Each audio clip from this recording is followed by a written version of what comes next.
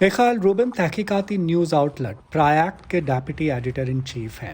वो उन सैकड़ों दूसरे रूसी सहाफ़ियों में शामिल हैं जो रूस के यूक्रेन पर हमले के बाद मुल्क से फरार हो गए थे और अब मुल्क से बाहर रहते हुए अपना काम जारी रखे हुए हैं।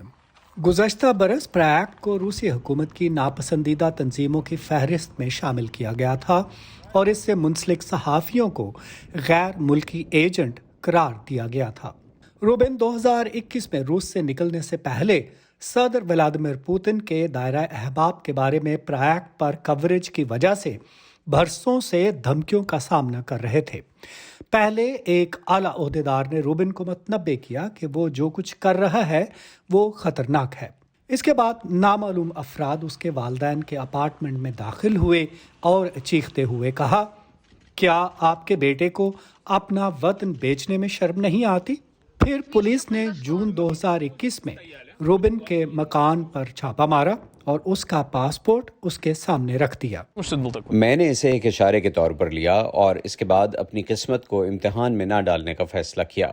आई स्टोरीज नामी तहकीकाती पोर्टल की सहाफ़ी यकातरीना फोमीना ने भी रूस छोड़ दिया।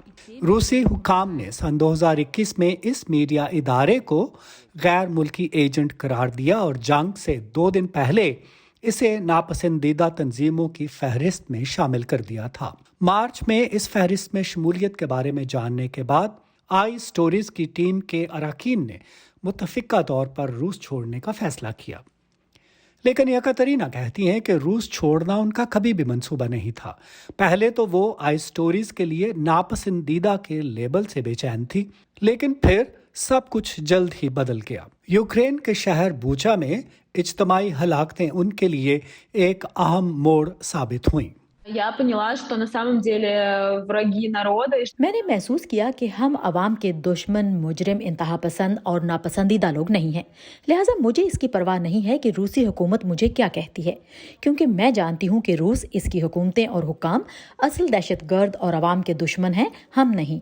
नाम नेहात नापसंदीदा फहरिस्त में शामिल तंजीमों को रूस में काम करने पर पाबंदी है और जो इन तंजीमों की मदद करते हैं उन्हें जुर्मानों या मुजरमाना इल्ज़ामात का सामना करना पड़ सकता है।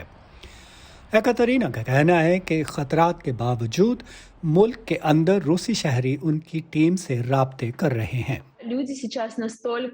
इस जंग की वजह से लोग खौफजदा हैं, लेकिन वो जो कुछ जानते हैं इसे बताने और रूस में होने वाली लाकानूनियत की कहानियां सुनाने के लिए तैयार हैं। अक्टूबर के आखिर तक कम से कम 12 सहाफ़ियों को रूस में जंग की कवरेज से मुताल्लिक इल्ज़ामात का सामना है और उन्हें 10 साल तक कैद की सज़ा हो सकती है।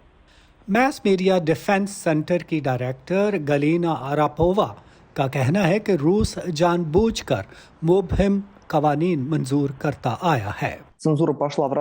बेलगाम सेंसरशिप हो रही है, इसलिए कवानीन और जवाबित तब्दील किए जा रहे हैं ताकि जरूरत पड़ने पर किसी को भी निशाना बनाया जा सके। बहुत से मामलात में ये हिकमत अमली कारगर साबित हुई है। जंग के आगाज के बाद से अब तक सैकड़ों सहाफ़ी रूस छोड़ चुके हैं, लेकिन इसके बावजूद बहुत से लोगों ने अपना काम करना नहीं छोड़ा। अनुश एवेतिसियान के साथ नदीम याकूब, वॉइस ऑफ अमेरिका।